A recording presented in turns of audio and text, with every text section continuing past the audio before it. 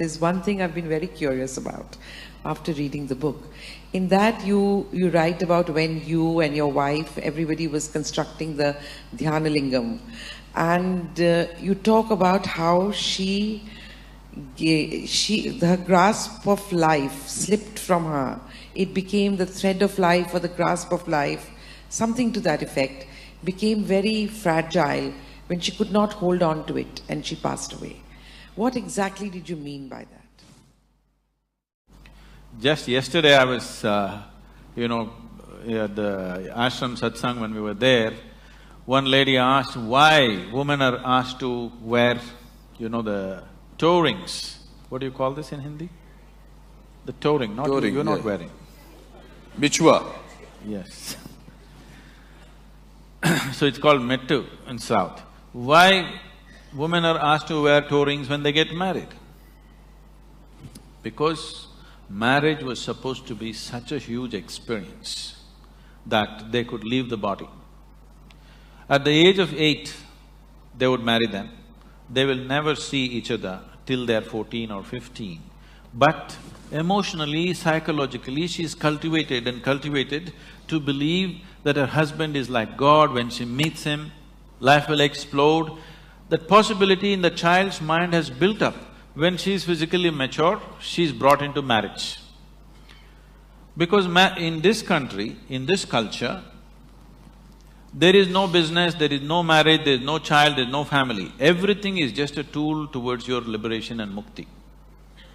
You get married because you want to use that as a tool to your liberation. You raise children because you want to use that as a tool to your liberation. You become a sannyasi because you want to use that. It does not matter what you do. Everything is towards your mukti or liberation. Because of this, they nurtured. No matter, you marry and you feel an ecstatic sense within you simply because of the union within yourself, not because of what somebody else is doing. So now in a marriage, what somebody else is doing or what your husband or wife is doing doesn't matter, just the way you are is an explosive experience. This is how a lot of women lived in the past, because the process was very scientific and it was done properly. So they put this metal on the toes and also on the ring finger always, because if there is metal on certain strategic places in your body, you will not accidentally leave your body. So when you do spiritual sadhana, when we notice somebody is becoming very intense, first thing is, I will gift them a simple copper ring, which they must wear and they cannot remove without you also. They must wear and they cannot remove without permission. Because if this simple metal is on the ring finger, when they get into certain states of exuberance, by accident they will not slip out of the body. So she got into such exuberant states. Naturally, certain little bit of jewelry things were there. These things were never discussed till that point. There are many things I refuse to discuss because devices will work well only when people do not know how it works. So we just put it on people, we never explain. But when this situation happened, I had to explain what happened. She sat there on a full moon day evening with everybody. There were people around, and after 5 minutes, it is in the shrine, she got up and went. My eyes are closed, I knew she got up. I got little irritated, because nobody ever gets up once they sit down. Till we say it is time, nobody ever gets up. And of all the people, my wife getting up and going, little irritation in me. Why is she getting up of all the people? Then I ignored it and I sat down. After 5 minutes, she came and sat down. In another 7-8 minutes, she just went like that.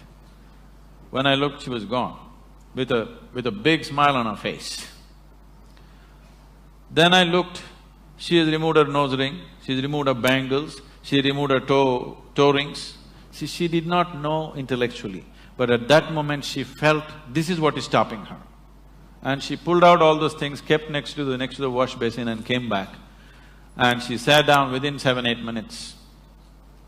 But this is not something that happened accidentally. She announced this almost 9 months ahead of time. She had prepared. My girl, who was only 7 years at that time, that she's going to leave in this month, but it happened 1 month early for various reasons, so that's a different aspect. But this is not new in this country. Any number of yogis just sit down, announce to everybody and leave their body. This whole